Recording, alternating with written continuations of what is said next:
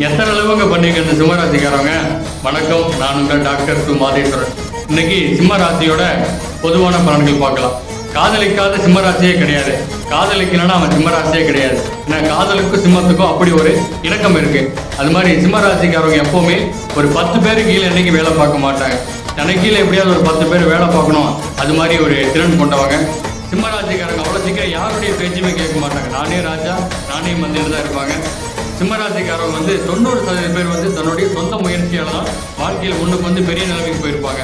இரவு நேரத்தில் ரொம்பவும் முழிச்சிருக்கிறதும் பகல் நேரத்தில் அதிகமாக தூங்குறது சிம்மராசிக்காரவங்க தான் இருப்பாங்க. சிம்மராசிக்காரவங்க எப்படிலாம் பேசியே சம்பாதிக்கலாம், உழைக்காம எந்த வகையில் வருமானம் வரும் அப்படின்னு யோசிக்கப்படுவீங்க. அந்த மாதிரியான வருமானங்கள் அவர்களுக்கு அதிகமாக வரும். பொதுவாக இரட்டை தொழிலில் இருப்பாங்க. 2 வகையில் வருமானம்னு 2 தொழில் வச்சிருப்பாங்க. அது மாதிரியான வாய்ப்புகள் உங்களுக்கு அதிகமாக இருக்கும். உழைப்பினுடைய மறு உருவமே சிம்மன்னு கூட சொல்லலாம். சிம்மராசிக்காரவங்களுக்கு மனைவி வராத வரைக்கும் படாத பாடுபடுவாங்க. மனைவி வந்ததுக்கு அப்புறம் பார்த்தீங்கன்னா அவங்களோட வாழ்க்கையே முழுவதுமாக மாறிடும். அதனால சிம்மராசிக்காரவங்களுக்கு தாரம் வந்ததுன்னா பொருளாதாரம் சரியாயிடும். நன்றி.